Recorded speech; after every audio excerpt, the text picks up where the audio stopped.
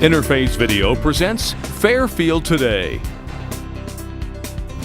Brought to you by Fairfield Federal Savings and Loan, Fairfield Medical Center, Fairhope Hospice and Palliative Care, the Fairfield County Board of Developmental Disabilities, the Frankie Smith Funeral Home, and Ohio University Lancaster.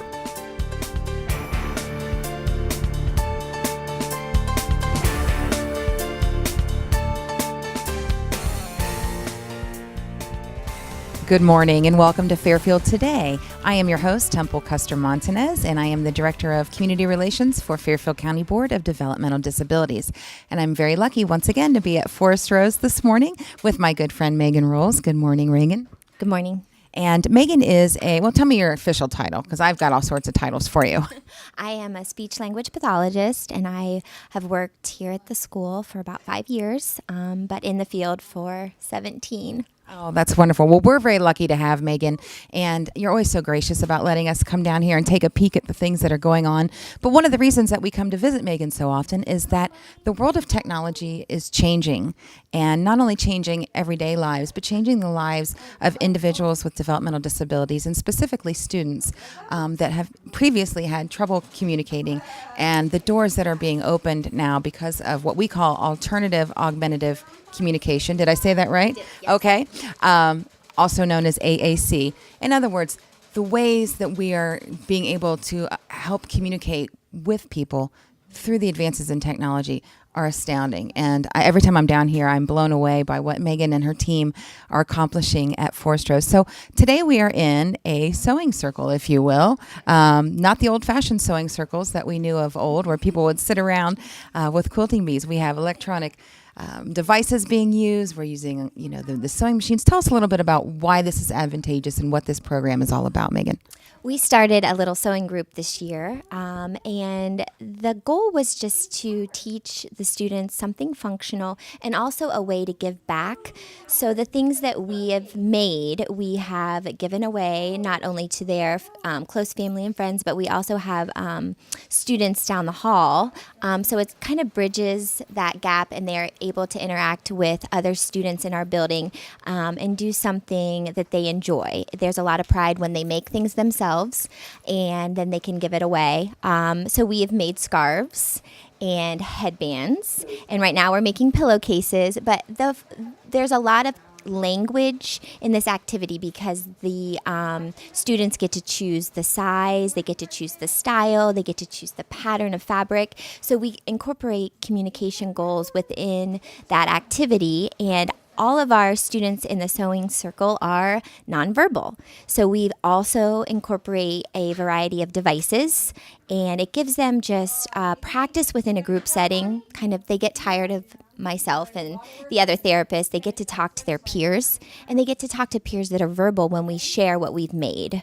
So that's what's happening behind us. And the other great part of technology is that even though the children have difficulty with fine motor, we have a switch attached to the sewing machine so they can control when the sewing machine stops and starts.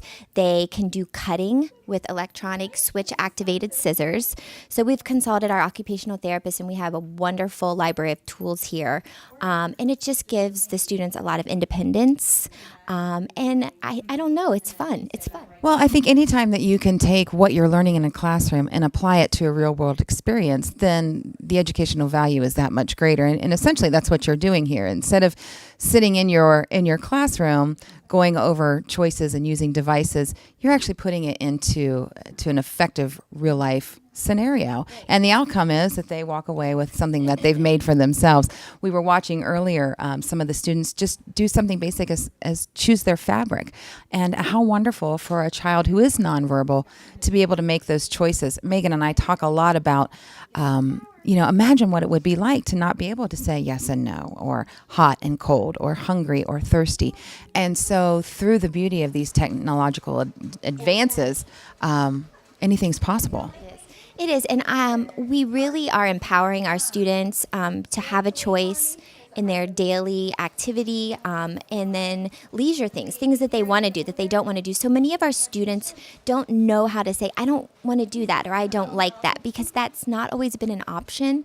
So we've had a lot of fun teaching our students in a kind and appropriate way to say, no, thank you, or I don't want to do that, or even I don't like speech therapy.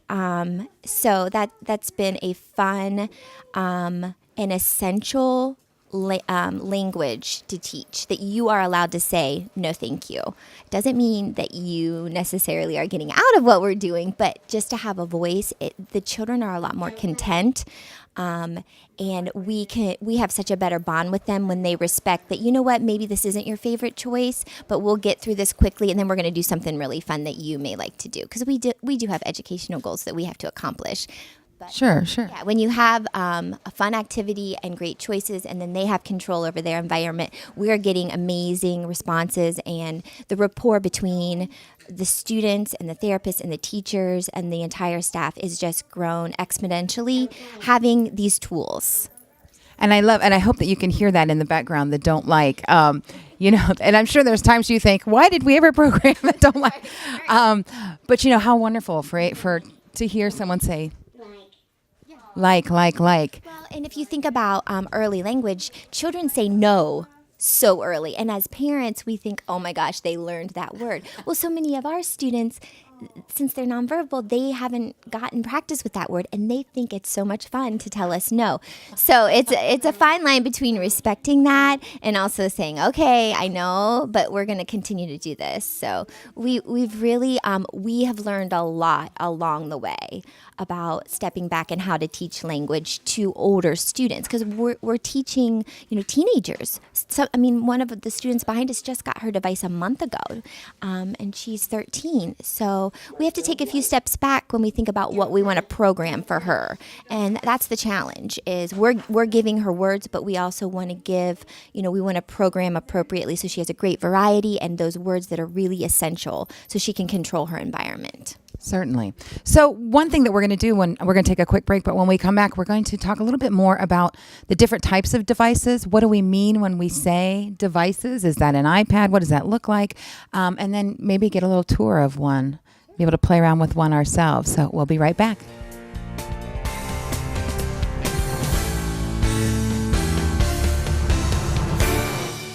And welcome back to Fairfield Today. I am your host, Temple Custer Montanez, with the Fairfield County Board of Developmental Disabilities.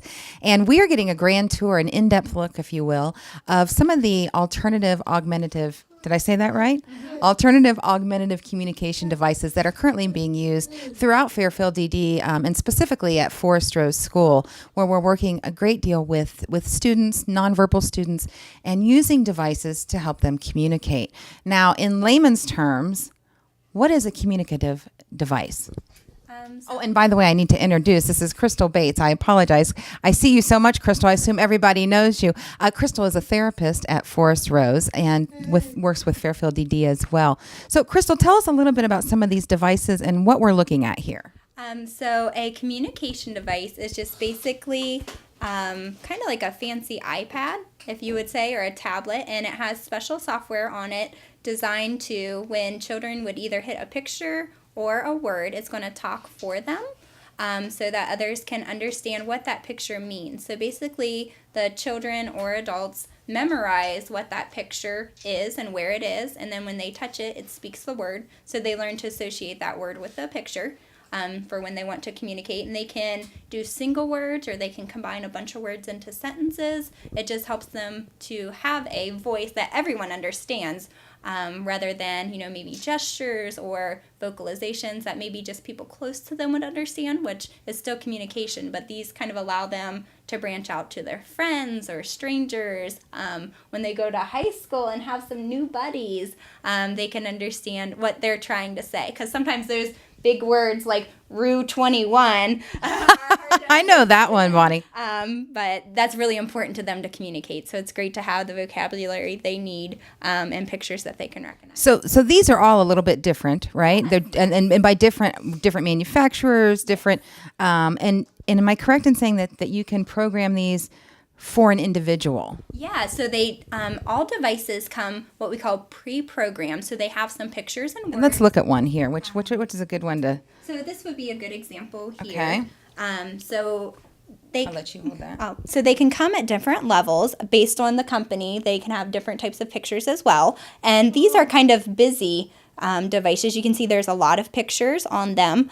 And this has about 84 words showing up here. And so we started a little kid on this level. And we have different options, which are called one hit or multiple hits. So if you touch it one time, it talks, okay? And then other users like Bonnie over here, sometimes you have to hit to navigate through pages to make it talk. And that gives them access to more vocabulary as well. So good job, Bonnie. Like you can go through different pages on hers to get to. This one is a PR. Yep, and it's very quick. And for some of our beginning users or kids that you're not a beginner user, are you? You've been doing this for quite a while. So our beginner users, we might start on the one hit level, and then as they learn and grow, we might have it to where they have to maybe hit twice to get a word, but they get a lot more words when they get to that second pages. Yeah, like music. So for Bonnie to say music, she has to get to her things page. So hers are organized by category. So under her things page, you want to go to your things? Which one's your things page? Where is music on there? Can you find it? You got to use your eyes. Can you find music, your favorite thing that you like to do? So, and one other way is that the way the companies organize them. So some are organized by categories like Bonnie's. Others have just main words focused here.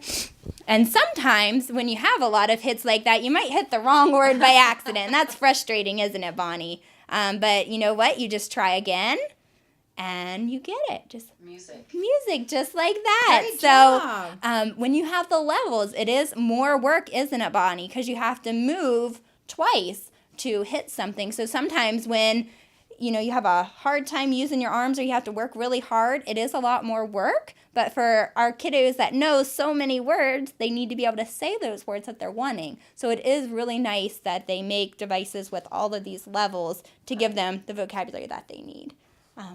What are you saying, Bonnie? What? You like to eat? Oh, me too. We all do. Yeah. Do you want to tell them your favorite thing to eat? What's your favorite thing to eat? She's thinking. Oh.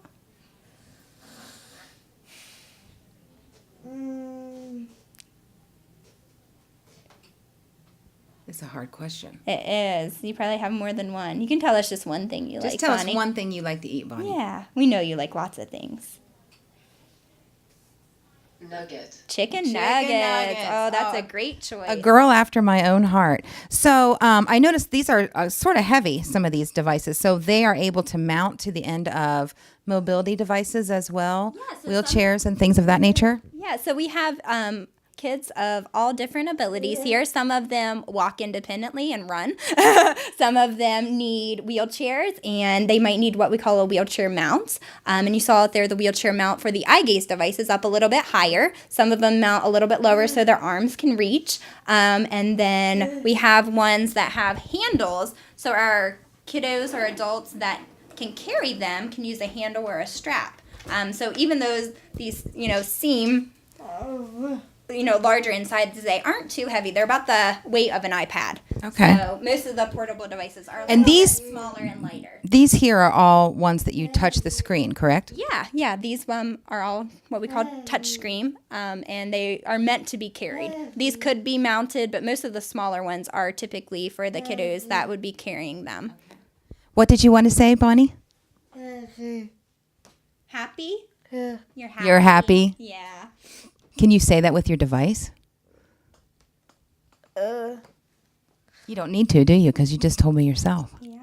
So Bonnie is really neat. She highlights a class of users that sometimes are underrepresented with our devices, but they have a lot of nice verbal speech, right? Our talking that comes out of our mouth, our voice. But sometimes it's hard for people to understand that. So Bonnie and I have been working on getting our verbal speech through speech exercises better, but also using our device when people can't understand us, having people maybe ask us questions, or we're also learning how to spell words to help people understand where they're at. But she has a lot of words on here to memorize. She's pulling up her keyboard page, and she's learning to spell out words by learning, let's say Rue 21 was a word she wanted to spell. So if you wanted to spell Rue 21, Bonnie, and we didn't know what you were talking about, what sound would that start with? R.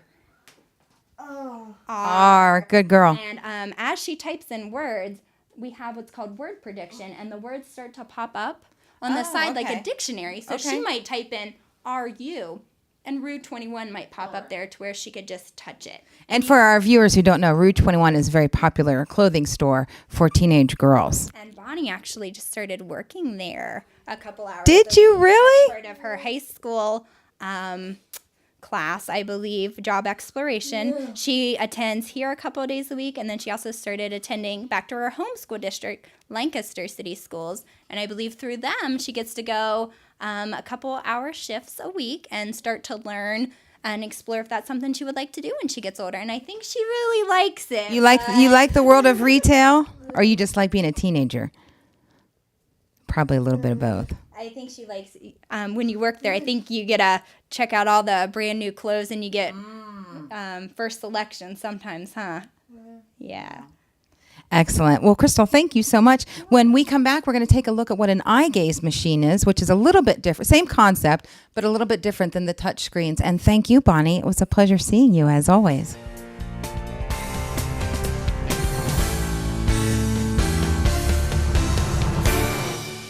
And welcome back to Fairfield Today. I am your host, Temple Custer Montanez, with the Fairfield County Board of Developmental Disabilities.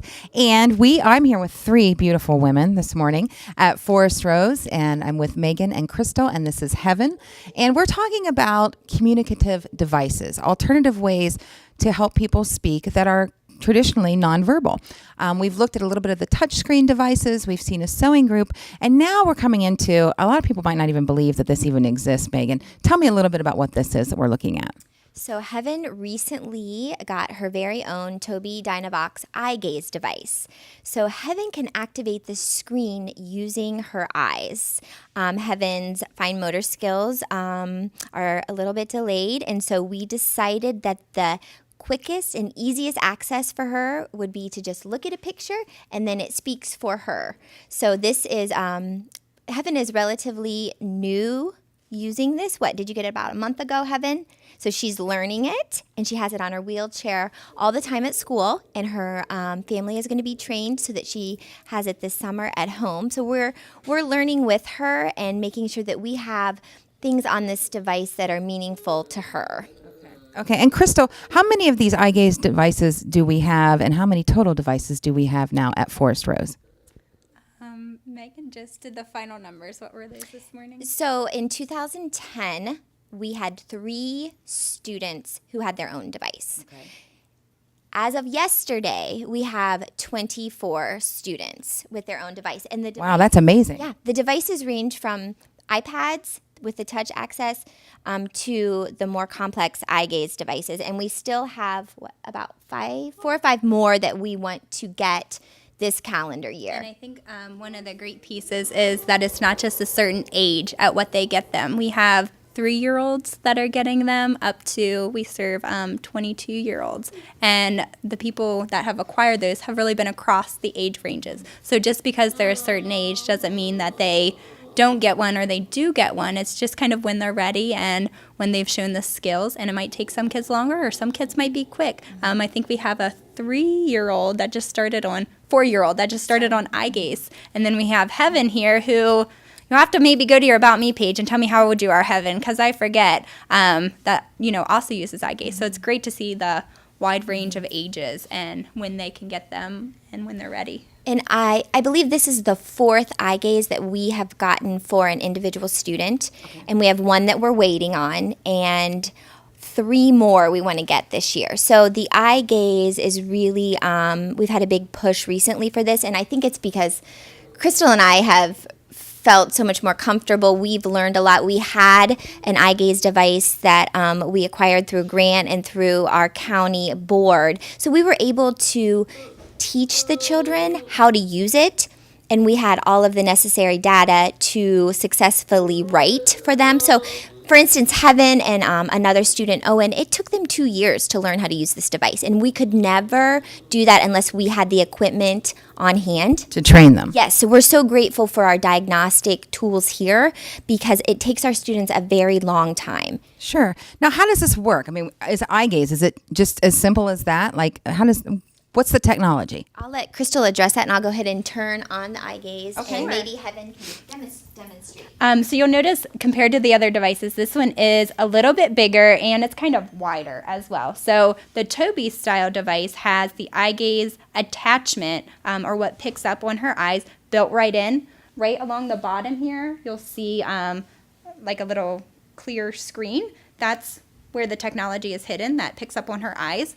And the great part about some of these devices is now even our kiddos that move around a lot and maybe aren't holding steady like other patients might, they can, when they move around, it can still kind of pick up and focus on what they're doing. So they don't have to hold necessarily still, which is great. Excellent. Well, when we come back, we're actually going to take a peek at how this works, and you'll get to see a little bit of it for yourself.